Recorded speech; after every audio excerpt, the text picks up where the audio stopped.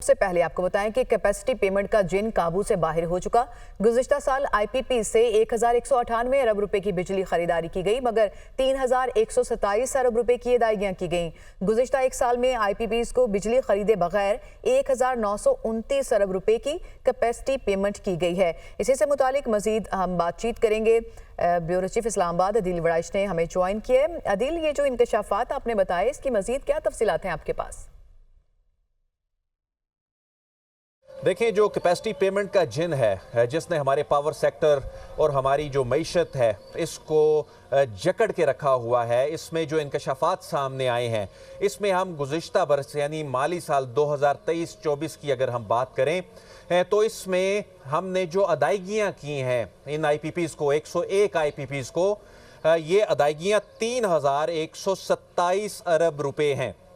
जबकि इनमें से जो बिजली की असल कीमत है, जो पैदावारी लागत इन कंपनियों की आई, वो 1198 यानी तकरीबन 1200 अरब रुपए थी। और गुज़िश्ता एक साल के दौरान हमने इन आईपीपीज़ को जो कैपेसिटी पेमेंट दी वो 1929 अरब रुपए अदा किए गए। यानी जो कुल अदायगियों में 38% पैदावारी लागत जो एक्चुअल कॉस्ट थी बिजली की जनरेशन की, और 62% सिर्फ कैपेसिटी पेमेंट में बगैर बिजली खरीदे इन कंपनियों को अदा कर दिए गए, जो कि सार्फिन के बिलों में इनका इम्पैक्ट आया। अल्टीमेटली ये रकम आम सार्फिन ने अदा की। तो 85% आईपीपीज़ ऐसे हैं जिनकी जो पैदावार है वो 50% से कम रही, मगर जो इनको अदायगियां हैं वो 100% की गई। और जो 0% प्लांट फैक्टर वाले जो पावर प्लांट्स हैं जिन्होंने बिजली भी पैदा नहीं की, तो उनको एक साल में 46 अरब 40 करोड़ रुपए अदा कर दिए गए। और 0% जो प्लांट फैक्टर वाले प्लांट्स हैं, इनमें हबको है, इनमें कैपको है, इनमें एचसीपीसी है। जबकि एक ऐसा पावर प्लांट है जिसने फर्नेस ऑयल से चलने वाला ये प्लांट है जिसने सिर्फ 4% जिसका प्लांट फैक्टर था, और उसकी जो कैपेसिटी उसने जो पैदा की, जो बिजली जो पैदा कर सका, वो 4% पैदा कर सका, और उसको जो अदायगी की वो 7 अरब रुपए कर दी गई।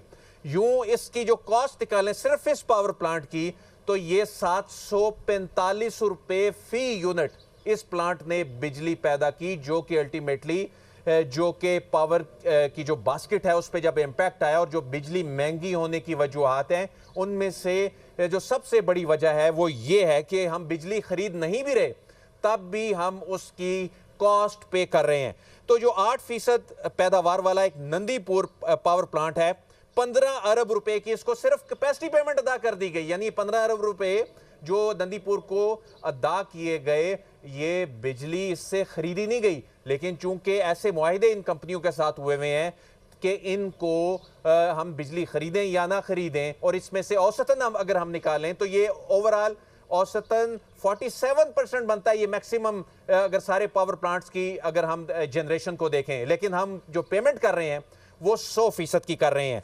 तो अपनी जो कैपेसिटी का जो 25% से कम बिजली पैदा करने वाले जो प्लांट्स हैं, उनको 568 अरब रुपए कैपेसिटी पेमेंट की मद में एक साल में अदा किए गए।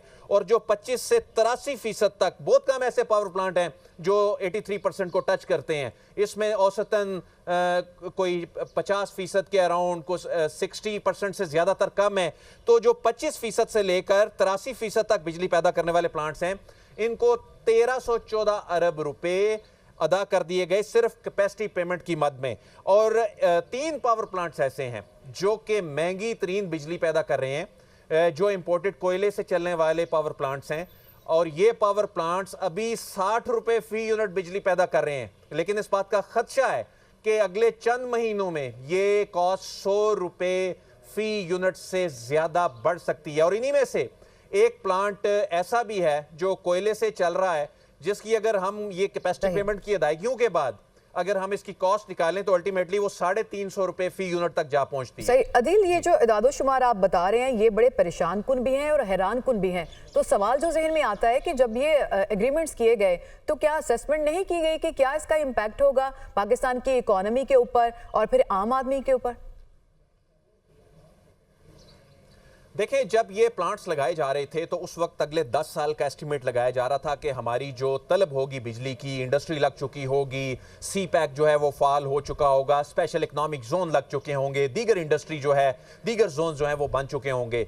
यहाँ पर देखा गया कि जो हमारे मनसूबा साज थे उन्होंने यहाँ ना सिर्फ प्लानिंग पुअर की बल्कि इसकी जो एग्जीक्यूशन है वहां पर भी मार खाई। और इसको वो जो इंडस्ट्री लगनी थी, जो इस वक्त हैरान कुन बात यह है कि यानी इस वक्त हमारा 90% तक का जो कंज्यूमर है वो डोमेस्टिक हमारा कंज्यूमर है और इंडस्ट्री को सिर्फ 1% उसकी यूटिलाइजेशन है। जब मुल्क भर में इतनी बिजली पैदा करने की कैपेसिटी के बावजूद इंडस्ट्री को सिर्फ 1% बिजली जा रही हो, और उसकी रीजन है अगर इंडस्ट्री लग भी जाती तो हमने जो डिस्ट्रीब्यूशन जो सिस्टम है उसको अपग्रेड नहीं किया। हमारा जो डिस्ट्रीब्यूशन सिस्टम है वो 24,000 मेगावाट से ज्यादा उठा ही नहीं सकता बिजली। तो ऐसी सूरत में अगर इंडस्ट्री आ भी जाती, स्पेशल इकोनॉमिक जोन बन भी जाते, तो इस वक्त का जो मौजूदा इंफ्रास्ट्रक्चर है वो तो हमारी जो पैदावारी सलाहियत जो 44,000 मेगावाट से जायद का है उसको संभाल नहीं सकता। तो बुनियादी तौर पर जो प्लानिंग करते वक्त और उस प्लानिंग की एग्जीक्यूशन करते वक्त जो है ये हमारे जो मनसूबा साज जो पावर डिवीजन से रिलेटेड थे, हमारे जो हुकूमत में बैठी हुई जो शख्सियात थी उस वक्त, उसके बाद आने वाली हुकूमतें जो थी गुज़िश्ता 10 सालों में, और अब भी इवन तो जो पावर सेक्टर में जो डिस्ट्रीब्यूशन का जो नेटवर्क है, इसके अलावा जो लॉसेज हैं, जो बिजली चोरी है, ये तमाम चीज़ें मिलने के बाद अगर इसको टोटलिटी में देखें तो ये जो डिज़ास्टर है ये बहुत से फैक्टर्स पर मुश्तमिल है।